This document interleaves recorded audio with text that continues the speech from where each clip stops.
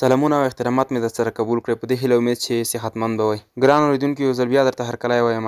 پروګرام په سلسله کې نن راځو یو څو مهم لغتونه زده کوو کوم چې په ورځني ژوند کې بیخي زیات استعمالیږي. نو راځو په درس باندې پیل کوو. خو مخکې له درس څخه یو خواهش کېږي که چېرته تاسو زموږ په یوټیوب چینل کې نوي یاستئ نو په ډېرې مهربانۍ سره د ویلي ټیچر یوټیوب چینل درسره سبسکرایب کړئ. ډېره مننه. راځو په درس باندې پیل کوو. لومړنی لغت garden. garden معنی باغ. garden باغ. دوهم لغت room معنی کوټه. room کوټه. bathroom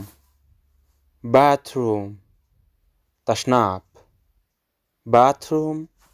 تشناب. بل لغت door دروازه. دروازه. kitchen اشپزخانه.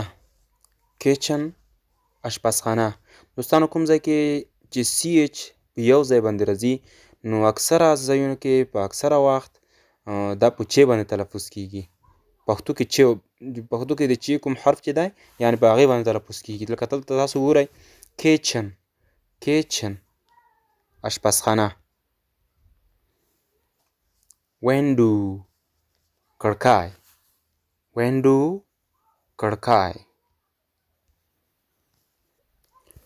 cup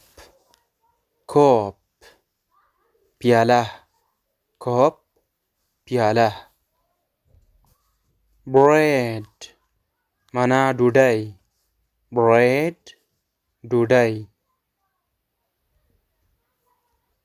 stew معنی بخاری.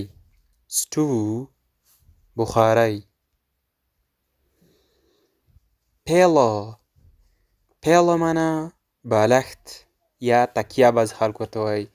pillow بالښت.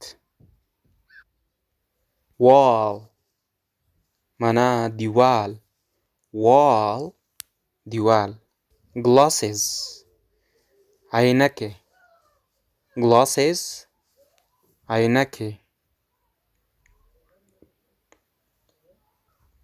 glove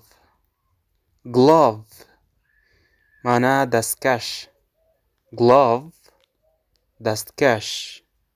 یا بعضی کسان ورته لاسمیغي وایي. یا دستکش. wire معنی تار. لکه د برق تار. wire. fan معنی پکه.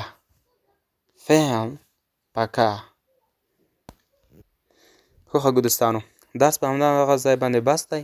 نور به یې نه اوږدوو. که ستاسو خوښه وي تاسو کوشش کوئ چې ښه یې زده کړئ او په یاد یې کړئ. او ملګرو کوشش کوئ چې دغه لغتونه تاسو کتابچو ته واړوئ. هلته کتابچو کې ولیکئ. له همغه ځای بیا ښه زده کېږي. یوازې ټلیفون باندې تاسو اکتفا مه کوئ بلکې دا لغتونه ټول تاسو باید کتابچو ته واړوئ. له همغه ځای بیا کولی شئ چې په سم ډول یې زده کړئ. او کوشش کوئ چې تلفظ یې سم زده کړئ تر څو بل ځای کې بیا درته مشکل نه وي. او بل دوستانو که چېرته غواړئ چې د انګلیسي زده کړې ټول کورس ته لاسرسی پیدا کړئ نو د ویلي ټیچر یوټیوب چینل د پروفایل په عکس باندې تاسو کلیک وکړئ. له همغه ځایه تاسو ته د یوټیوب چینل هوم پیج راښکاره کیږي. په هوم پیج کې تاسو کولی شئ چې د انګلیسي زده کړې ټول کورس په بشپړ ډول پیدا کړئ. خوشحاله و آباد اوسئ and have a good time.